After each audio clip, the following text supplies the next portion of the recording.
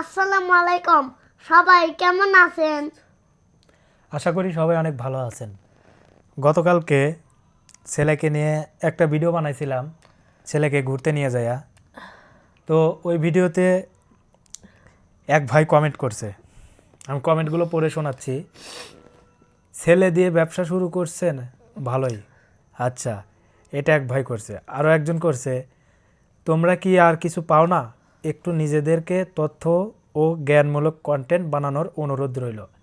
আসলে এনারা যে কমেন্ট করছে, তারা কি আমাদের ভিডিওগুলো পুরাটুক দেখে বা আমাদের আর অন্য ভিডিওগুলো দেখছে? যদি দেখে থাকতো তাহলে কিন্তু এই ভিডিওর নিচে এই কমেন্টগুলো করতো না। আর একজন লিখছে, এই মহিলা সমস্ত লিপস্টিক তুমি তো একাই নিয়েছো, ছেলেটাকে দিয়ে ব্যবসা শুরু করে দিয়েছো।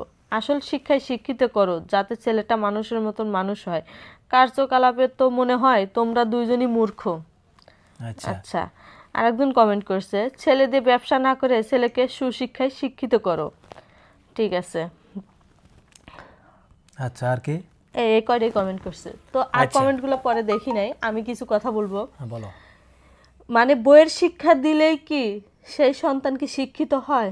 বই পড়েই যদি শিক্ষিত হওয়া যায়, ঠিক আছে, তাহলে তো মানুষ ওই কাজ কাম ফালায় তো বই নিয়েই পড়ে থাকতো। আমি আর একটা কথা কই, আমরা কিন্তু জানি সিগারেটের খাপের গায়ে লেখা থাকে ধূমপান স্বাস্থ্যের জন্য ক্ষতিকর, তাই না?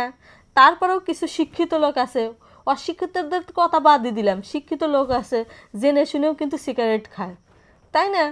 তে একটা কথাই বলবো, তাহলে ওই শিক্ষার কি মূল্য থাকলো?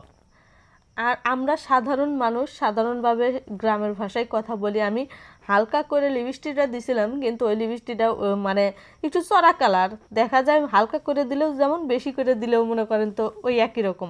স্বাভাবিক, এটা কিন্তু মেয়েরা দেয়, স্বাভাবিক। আর মূর্খ যে বলল, আমরা তো ভিডিওর মাঝে এমন কোনো খারাপ কিছু বলি নাই, আমরা জাস্ট জাস্ট এটা হচ্ছে সচেতনমূলক ভিডিওটা বানাইছি। অনেক কিছু ভাই আছে জিজ্ঞেস করছে যে ডাক্তারের ঠিকানাটা দিবেন। আপনি তো পুরো ভিডিও দেখেন নাই, না দেখে যে হুট করে কমেন্ট করেন, আপনি তো বড় মূর্খের পরিচয় দিছেন। বুঝছেন, আপনি যে মূর্খ তার পরিচয় আপনি দিছেন। যাই আপনি হোক, জিনিসটা দেখার পরে মানুষ বুঝবে যে ভিডিওটা দিছে কিসের জন্য। এটা দিছি সচেতনমূলক ভিডিও, কারণ আমরা অনেক বাচ্চা আছে এরকম সমস্যায় থাকে।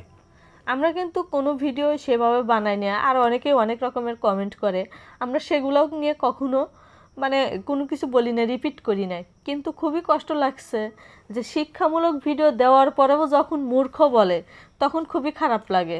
তখন ভাবতে হবে, বুঝতে হবে আমাদের যে যারা এই ধরনের কমেন্ট করে তারা হচ্ছে সবচেয়ে বড় মূর্খ, কারণ তারা বোঝেই নাই ব্যাপারটা।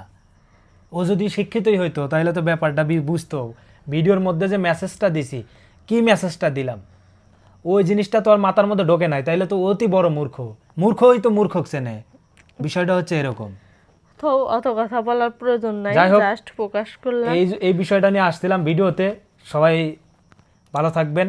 আর যারা এই কমেন্টগুলো করছেন, আশা করি নেক্সটে এই ধরনের কমেন্ট করবেন না। ছেলে আমাদের ব্যবসা ভিডিওগুলো আগে দেখে আসবেন, ছেলে ব্যবসা আবার কি কথা? ঠিক হ্যাঁ? আছে? তারপরে কমেন্ট করবেন।